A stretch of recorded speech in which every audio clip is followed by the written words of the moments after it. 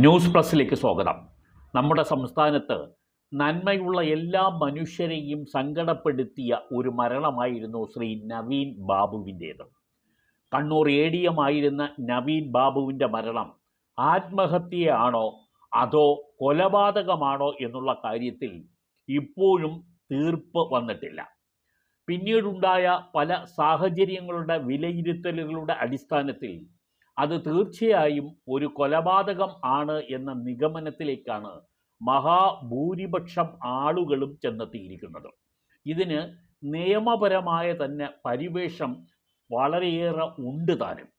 കാരണം CBI അന്വേഷണം വേണം എന്ന ആവശ്യം ഈ നവീൻ ബാബുവിൻ്റെ കുടുംബം ഉന്നയിച്ചെങ്കിലും അത് വേണ്ട എന്ന നിലപാട് സർക്കാർ എടുത്തതു മുതൽ സർക്കാരും അനുബന്ധ ആളുകളും സംശയത്തിൻ്റെ നിഴലിലാണ്. ഇത് കൊലപാതകം അല്ല എന്ന് തെളിയിക്കാൻ CBI വരുന്നത് ആരെയാണ് ഭയപ്പെടുത്തുന്നത്? മഞ്ജുഷ ഒരു കമ്മ്യൂണിസ്റ്റ് കുടുംബത്തിൻ്റെ അംഗമാണ്. ആ കുടുംബം മുഴുവൻ കമ്മ്യൂണിസ്റ്റുകാരാണ്, CPM അനുഭാവികളാണ്. മരണപ്പെട്ട നവീൻ ബാബുവും CPI അനുഭാവിയും അവരുടെ തന്നെ സർവീസ് സംഘടനയുടെ പ്രധാന പ്രവർത്തകനുമാണ്. സർവീസ് സംഘടനയുടെ പരിപാടികളിൽ ചുവന്ന ഷർട്ട് മാത്രം ധരിച്ചുകൊണ്ടാണ് നവീൻ ബാബു സാധാരണ ഹാജരാകുന്നത്. അത്രത്തോളം ബന്ധം ആ പാർട്ടിയുമായി ആ നല്ല മനുഷ്യന് ഉണ്ടായിരുന്നു. അദ്ദേഹത്തിൻ്റെ അമ്മയാകട്ടെ CPMൻ്റെ പാനലിൽ പഞ്ചായത്ത് ഇലക്ഷനിൽ മത്സരിച്ച് ജയിച്ച് വാർഡ് മെമ്പറായ ഒരാൾ കൂടിയാണ്. ഇങ്ങനെയൊക്കെ ഈ പാർട്ടിയുമായി നല്ല ബന്ധമുണ്ടായിരുന്ന ഒരു കുടുംബത്തിനെ പ്രതിനിധീകരിച്ച ഒരു മനുഷ്യൻ മരണപ്പെട്ടതിന് ശേഷം അത് ആത്മഹത്യ തന്നെയാണെന്ന് വരുത്തി തീർക്കാൻ ആർക്കാണ് ധൃതി? നമുക്ക് മനസ്സിലാകാത്ത കാര്യം അതാണ്. എന്തുകൊണ്ടാണ് CBI അന്വേഷണത്തെ ചിലരൊക്കെ ഭയപ്പെടുന്നത്? ചിലർ എന്ന് പറഞ്ഞാൽ നിശ്ചയമായും നമുക്ക് പ്രതിക്കൂട്ടിൽ നിർത്താൻ കഴിയുന്നത് CPM എന്ന് പറയുന്ന പാർട്ടിയെ തന്നെയാണ്. ആ പാർട്ടിയിലെ കണ്ണൂർ ഘടകം എടുത്ത ശക്തമായ നിലപാട് CBI അന്വേഷണം വേണ്ട എന്നുള്ളതാണ്. പത്തനംതിട്ട ജില്ലാ കമ്മിറ്റി CPMൻ്റേത് ഈ നവീൻ ബാബുവിൻ്റെ മരണം ദുരൂഹമായ മരണം തന്നെയാണെന്നും അന്വേഷണം വേണം എന്ന ശക്തമായ നിലപാടിലാണ് അവർ നിന്നത്. പക്ഷേ കണ്ണൂർ ഘടകം, ഈ നവീൻ ബാബു മരണപ്പെടുന്നത് കണ്ണൂരിലാണ്. കണ്ണൂർ ADM ആയിരുന്നപ്പോഴാണ് ഈ സംഭവം നടക്കുന്നത് തന്നെ. അപ്പോൾ ആ സംഭവം നടന്ന സ്ഥലത്തെ CPM ജില്ലാ കമ്മിറ്റി CBI അന്വേഷണം വേണ്ട, ഇനി മറ്റൊരന്വേഷണം വേണ്ട, ഇപ്പോൾ നടക്കുന്ന സ്പെഷ്യൽ ഇൻവെസ്റ്റിഗേഷൻ ടീമിൻ്റെ അന്വേഷണം മതി എന്ന് പിടിവാശി കാണിക്കുമ്പോൾ തന്നെ ഇതിനകത്ത് ചില അന്തർനാടകങ്ങൾ നടന്നിട്ടുണ്ടെന്ന് പൊതുജനം സംശയിച്ചാൽ അവരെ കുറ്റപ്പെടുത്താൻ കഴിയില്ല. ഇതാ ഇപ്പോൾ ഏറ്റവും ഒടുവിൽ വന്നിരിക്കുന്ന സംഭവവികാസം നിങ്ങൾ നോക്കുക. മഞ്ജുഷ ഹൈക്കോടതിയിൽ ഏർപ്പെടുത്തിയിരുന്ന ഒരു അഡ്വക്കേറ്റ് S ശ്രീകുമാർ നിസ്സാരക്കാരനല്ല, ഒരു സീനിയർ അഡ്വക്കേറ്റാണ്. ഈ വ്യക്തി തന്നെ ഈ ഡിവിഷൻ ബെഞ്ചിൻ്റെ മുമ്പാകെ ഏറ്റവും ഒടുവിൽ CBI അന്വേഷണം വേണം എന്ന കേസ് പരിഗണിക്കുമ്പോൾ അദ്ദേഹം തന്നെ ആവശ്യപ്പെട്ടത് CBI വേണമെന്ന് നിർബന്ധമില്ല, പകരം ക്രൈംബ്രാഞ്ച് ആയാലും മതി എന്നുള്ളതാണ്. ഈ ഒറ്റ ചാഞ്ചാട്ടം മതി. ഈ അഡ്വക്കേറ്റ് പോലും ഇക്കാര്യത്തിൽ പക്ഷപാതിത്വപരമായി നിലപാടെടുത്തു എന്നുള്ളത്. മഞ്ജുഷയുടെയും കുടുംബത്തിൻ്റെയും ആവശ്യം CBI എൻക്വയറിയാണ്. അതിൻ്റെ കാരണം സംസ്ഥാനത്തെ ഒരു പോലീസ് ഏജൻസി, അത് ഏത് ഏജൻസി ആയാലും, സ്പെഷ്യൽ ഇൻവെസ്റ്റിഗേഷൻ ടീം ആയാലും ലോക്കൽ പോലീസ് ആയാലും ക്രൈംബ്രാഞ്ച് ആയാലും അന്വേഷിക്കുന്നത് സംസ്ഥാന സർക്കാരിൻ്റെ കീഴിലുള്ള പോലീസ് വിഭാഗമാണ്. അതുകൊണ്ട് തന്നെ ഇതിൽ യാഥാർത്ഥ്യം പുറത്ത് വരില്ല എന്ന് ഉറപ്പുള്ളത് കൊണ്ടാണ് മഞ്ജുഷയും കുടുംബവും CBI, കേന്ദ്ര സർക്കാരിൻ്റെ കീഴിലുള്ള CBI വരണം എന്ന് ആവശ്യപ്പെട്ടത്. അത് ഒരു സ്വതന്ത്ര ഏജൻസി ആണുതാനും. കൂട്ടിലടയ്ക്കപ്പെട്ട തത്ത എന്ന് ആക്ഷേപിക്കാമെങ്കിലും CBI ആണ് പല സംസ്ഥാന പോലീസ് എഴുതിത്തള്ളിയത് കേസുകൾ പിന്നീട് തെളിയിക്കപ്പെട്ടതും. അതുകൊണ്ട് തന്നെ CBI വരണം എന്ന ഒരു വാശി തന്നെ ഈ കുടുംബത്തിന് ഉണ്ട്. കുടുംബത്തിന് മാത്രമല്ല, ഈ കേരളത്തിലെ അരിയാഹാരം കഴിക്കുന്ന നല്ലവരായ മനുഷ്യർക്കെല്ലാം ഉണ്ട് താനും. പാർട്ടി താൽപ്പര്യങ്ങളുടെ തീവ്ര നിലപാടുള്ള ചില ആളുകൾക്കൊഴിയെ ബാക്കി എല്ലാവർക്കും തന്നെ ഈ മരണത്തിൻ്റെ യാഥാർത്ഥ്യം പുറത്ത് വരണമെന്ന് തന്നെയാണ് ഇപ്പോഴും ആഗ്രഹമുള്ളത്. പക്ഷേ ഇവിടെ അവസാനം പോലും നടന്നിരിക്കുന്നത് കേസിൽ എങ്ങനെയെങ്കിലും ഒരു അട്ടിമറി നടത്തി ഇതിനെ സംസ്ഥാനതല അന്വേഷണത്തിലേക്ക് ഒതുക്കണം എന്നുള്ളതാണ്. അതുകൊണ്ടാണ് ശ്രീകുമാർ എന്ന് പറയുന്ന സീനിയർ അഡ്വക്കേറ്റ് ഈ നിലപാടെടുത്തപ്പോൾ സംസ്ഥാന സർക്കാരും അതിനെ അനുകൂലിച്ചത്. അതായത് ക്രൈംബ്രാഞ്ച് അന്വേഷണം ആണെങ്കിലും മതി എന്ന് പറഞ്ഞിടത്ത് സംസ്ഥാന സർക്കാരും അവർക്ക് വേണ്ടി ഹാജരായ ഗവൺമെൻറ് പ്ലീഡറും തലകുലുക്കുകയാണ് ഉണ്ടായത്. ക്രൈംബ്രാഞ്ച് അന്വേഷണം ആയിക്കോട്ടെ എന്ന്. അപ്പോൾ CBI അന്വേഷണത്തിൽ നിന്നും ഈ കേസിനെ ട്വിസ്റ്റ് ചെയ്ത് സംസ്ഥാനതല അന്വേഷണത്തിലേക്ക് എത്തിക്കുന്നതിന് ഈ മഞ്ജുഷ തന്നെ ഏർപ്പെടുത്തിയ വക്കീലും കൂട്ടുനിന്നു എന്നാണ് നമുക്ക് പറയേണ്ടി വരിക.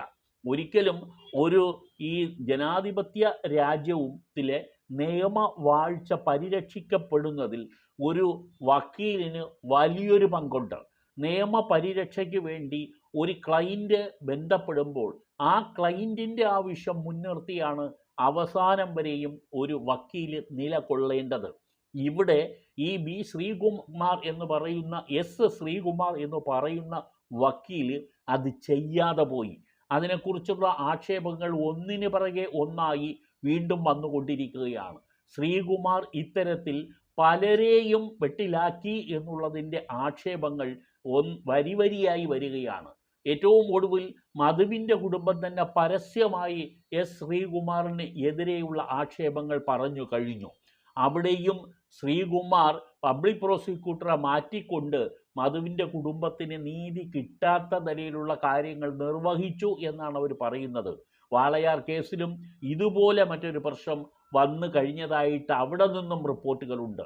KK രമയെ സംബന്ധിച്ച് നിങ്ങൾക്കറിയാം, KK രമ ചന്ദ്രശേഖരൻ എന്ന് പറയുന്ന അവരുടെ ഹസ്ബൻഡിനെ 52 വെട്ട് നടത്തി കൊലപ്പെടുത്തിയ കേസിൽ ഒരു ഗൂഢാലോചന സംബന്ധിച്ചിട്ടുള്ള കേസ് KK രമ സമർപ്പിച്ചിട്ടുണ്ട്. അതിൽ പോലും നാളിതുവരെയായിട്ടും ആ കേസ് പോസ്റ്റിംഗ് നടത്താനുള്ള നടപടി പോലും അഡ്വക്കേറ്റ് ശ്രീകുമാർ സ്വീകരിച്ചിട്ടില്ല എന്നാണ് റിപ്പോർട്ടുകളിൽ കാണുന്നത്. ഒരു മെമ്മോ കൊടുത്താൽ കേസ് സ്വാഭാവികമായും കോടതിയിൽ വരും. നാളിതുവരെയായി അതിനും ശ്രീകുമാർ തുനിഞ്ഞില്ല എന്ന് വരുമ്പോൾ ഇദ്ദേഹത്തിൻ്റെ കാഴ്ചപ്പാടിലും ഇദ്ദേഹത്തിൻ്റെ നടപടികളിലും ഏറെ പേർക്കും സംശയമുണ്ടാവുന്ന തരത്തിലേക്ക് കാര്യങ്ങൾ നീങ്ങിയിരിക്കുന്നു എന്ന് വേണമെങ്കിൽ നമുക്ക് പറയാം. ഇപ്പോൾ ഡിവിഷൻ ബെഞ്ചിൽ ഈ വക്കാലത്ത് ഒഴിയുന്നതിനു വേണ്ടി തന്നെ മഞ്ജുഷ ഇറങ്ങി പുറപ്പെട്ടിട്ടുണ്ട്, അയാളെ ഒഴിവാക്കിയിട്ടുമുണ്ട്. ശ്രീകുമാറിനെ സംബന്ധിച്ചിടത്തോളം ഇതുവരെയുള്ള അദ്ദേഹത്തിൻ്റെ കരിയർ ഹിസ്റ്ററിയിൽ വീണ്ടും ചുവപ്പ് വര വീഴാൻ തുടങ്ങി എന്ന് വേണമെങ്കിൽ ഇതിൻ്റെയൊക്കെ അടിസ്ഥാനത്തിൽ നമുക്ക് പറയേണ്ടി വരുന്നു. അദ്ദേഹത്തിന് ഈ വളരെയധികം പ്രാധാന്യമുള്ള ജനങ്ങൾ ശ്രദ്ധിക്കപ്പെടുന്ന ഒരു കേസിൽ ഇത്തരത്തിൽ ഉള്ള ഒരു കാര്യം നിർവഹിച്ചതു വഴി ശ്രീകുമാറിനെ സംബന്ധിച്ചിടത്തോളം അദ്ദേഹത്തിൻ്റെ കരിയറിൽ ജനങ്ങൾ ഇടുന്ന മാർക്കിൻ്റെ ഗ്രാഫ് വളരെ താഴ്ന്നുപോയി എന്ന് പറയാതെ വയ്യ. ഇപ്പോൾ മഞ്ജുഷ പകരം രാംകുമാർ എന്ന മറ്റൊരു സീനിയർ അഡ്വക്കേറ്റിനെ ഏൽപ്പിക്കുകയും അത് റിലിംഗ്വിഷ് ചെയ്ത് നിലവിലുള്ള കേസ് ശ്രീകുമാറിൽ നിന്നും റിലിംഗ്വിഷ്മെൻറ്റ് ലെറ്റർ വാങ്ങി അഡ്വക്കേറ്റ് രാംകുമാറിനെ ഏൽപ്പിക്കുകയും അദ്ദേഹം ഡിവിഷൻ ബെഞ്ച് മുമ്പാകെ ഈ വാദം ആരംഭിക്കുകയും ചെയ്തിരിക്കുന്നു. ആദ്യം വാദം പൂർത്തിയാക്കി. ഇത് കേസ് വിധി പറയാൻ വേണ്ടി മാറ്റിവെച്ചതാണ്. പക്ഷേ ഈ ശ്രീകുമാറിൻ്റെ ഈ ട്വിസ്റ്റ്, അതായത് ക്രൈംബ്രാഞ്ച് ആണെങ്കിലും മതി എന്ന വാദം വന്നതോടുകൂടി ആ വിവരം അറിഞ്ഞ മഞ്ജുഷയും കുടുംബവും അദ്ദേഹത്തിൽ നിന്നും ആ കേസിൻ്റെ റിലിംഗ്വിഷ്മെൻറ്റ് വാങ്ങുകയും അഡ്വക്കേറ്റ് രാംകുമാറിനെ ഏൽപ്പിക്കുകയും ചെയ്തിരിക്കുന്നു. രാംകുമാർ കോടതിയിൽ പറഞ്ഞതനുസരിച്ച് കോടതി ഒരുപക്ഷെ വീണ്ടും വാദം കേൾക്കാനുള്ള സാധ്യതയും തള്ളിക്കളയാൻ നമുക്ക് പറ്റില്ല. കോടതി കേസ് ഡയറി ഹാജരാക്കാൻ ആവശ്യപ്പെട്ടിരിക്കുകയാണ്. ആ കേസ് ഡയറി ഹാജരാക്കിയാൽ തന്നെ അതിനുള്ളിലുള്ള ആവശ്യമായ ചില വിവരങ്ങളുടെ അടിസ്ഥാനത്തിൽ വീണ്ടും പുനർവാദത്തിനുള്ള സാധ്യതയും നിലനിൽക്കുന്നുണ്ട്. എന്ന് പറഞ്ഞാൽ ഈ ശ്രീകുമാർ ഒഴിഞ്ഞു മാറി എന്നുള്ളത് കൊണ്ട് മഞ്ജുഷ തോൽക്കുന്നില്ല.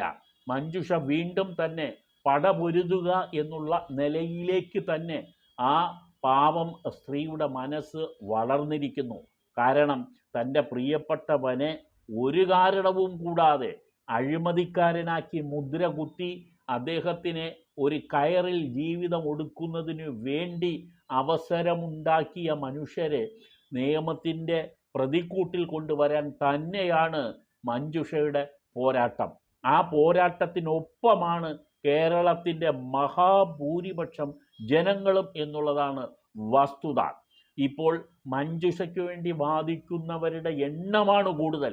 മറിച്ച് ഇക്കാര്യത്തിൽ മഞ്ജുഷയെ തളർത്താനും ചില നിയമ നടപടികളൊക്കെ പറഞ്ഞുകൊണ്ട് ഇതിനെ സ്വാംശീകരിക്കാനും ഈ കേസിൻ്റെ ഗ്രാവിറ്റി ഇല്ലാതാക്കുന്നതിനും വേണ്ടിയുള്ള ശ്രമങ്ങളും പല ഭാഗത്തും നടക്കുന്നുണ്ട്.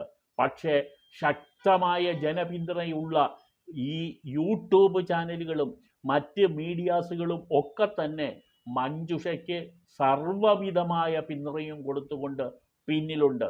പല ചാനലുകളും ഈ കേസ് ഫോളോ ചെയ്യുന്നത് അവർ ഈ വിഷയത്തിനോടും മഞ്ജുഷയുടെ കുടുംബത്തിനോടും ഉള്ള ഒരു ആദരവും അവരോട് ഉള്ള കൂറും അവരോടുള്ള വിശ്വാസവും കൊണ്ടാണ്. മുൻനിരയിലുള്ള മിക്ക യൂട്യൂബ് ചാനലുകളും മഞ്ജുഷയ്ക്ക് വേണ്ടിയാണ് നിലപാടെടുക്കുന്നത്. എന്നാൽ എന്തെങ്കിലുമൊക്കെ കാര്യങ്ങൾ പൊട്ടത്തരം പോലെ പറഞ്ഞ് പകറ്റി ആ രീതിയിൽ ഇതിനെ ലഘൂകരിക്കാൻ ശ്രമിക്കുന്ന ചില ഈർക്കിൾ ചാനലുകളെയും ഇതിനിടയ്ക്ക് കാണാനുണ്ട്. ആരെയും കുറ്റപ്പെടുത്തുന്നു എന്ന് കരുതരുത്. പക്ഷേ വസ്തുതയാണ്. ഈ മനുഷ്യൻ മരണപ്പെട്ടതല്ല എന്ന് ഊഹിക്കാൻ കഴിയുന്ന നിരവധി തെളിവുകൾ ഇതിനകത്ത് തന്നെ പുറത്തു വന്നിട്ടുണ്ട്. ആ തെളിവുകളിൽ ഇപ്പോൾ മുമ്പ് ഈ ചാനലിലെ എപ്പിസോഡിൽ പറഞ്ഞതുകൊണ്ട് ആവർത്തിക്കുന്നില്ല. പക്ഷേ അതെല്ലാം കൂട്ടി വായിക്കുന്ന ആളുകൾക്ക് ഈ മരണത്തിൽ സംശയം തോന്നിയാൽ നമുക്ക് കുറ്റം പറയാൻ കഴിയില്ല. കാരണം എല്ലാം കാണിക്കുന്നത് അങ്ങനെയാണ്. അല്ലെങ്കിൽ ഒരൊറ്റ ചോദ്യം ഈ എപ്പിസോഡ് അവസാനിപ്പിക്കുമ്പോൾ നമുക്ക് ഈ വിഷയം കൺക്ലൂഡ് ചെയ്യാം. ഒരൊറ്റ ചോദ്യം: എന്തുകൊണ്ട് CBI അന്വേഷണം വേണമെന്ന ആവശ്യത്തെ നിരസിക്കുന്നതിൻ്റെ കാരണം എന്താണ്? ആരാണ് ഭയപ്പെടുന്നത് CBI വരുന്നതിനെ? അപ്പോൾ ആ രണ്ട് ചോദ്യത്തിൽ നിന്ന് തന്നെ പകൽ പോലെ നമുക്കൊരു ഉത്തരം തെളിഞ്ഞു കിട്ടും. ആർക്കൊക്കെയോ എന്തൊക്കെയോ പങ്കിതിനകത്തുണ്ട്. അത് ഒളിച്ചു വെക്കാനും മറച്ചു വെക്കുവാനും വേണ്ടിയാണ് CBI വരാതിരിക്കാൻ അങ്ങേ അറ്റം പണിപ്പെടുന്നത്. മഞ്ജുഷയുടെ അഭിഭാഷകരെ പോലും സ്വാധീനിക്കുന്നത് എന്തിനാണ് എന്ന് നമ്മൾ സംശയിച്ചു പോകുന്നുണ്ട്. സ്വാധീനിച്ചിട്ടുണ്ടെങ്കിൽ, ഉണ്ട് എന്ന് നമുക്ക് പറയാൻ കഴിയില്ലെങ്കിലും ഉണ്ടോ എന്ന് സംശയിക്കാനിടയായ സാഹചര്യങ്ങളും നമുക്ക് തള്ളിക്കളയാൻ പാടില്ല. ഈ ചാനൽ മഞ്ജുഷയോടൊപ്പമാണ്. ഈ നാട്ടിലെ മഹാഭൂരിപക്ഷം നന്മ ആഗ്രഹിക്കുന്നവരും ആ സ്റ്റാൻഡിൽ തന്നെയാണ് നിൽക്കുന്നത്. ഇതുമായി ബന്ധപ്പെട്ട വിവരങ്ങൾ ലഭ്യമാകുമെങ്കിൽ ഞങ്ങൾ അത് നിർഭയം ഈ ചാനലിൽ ഉൾപ്പെടുത്തുക തന്നെ ചെയ്യും.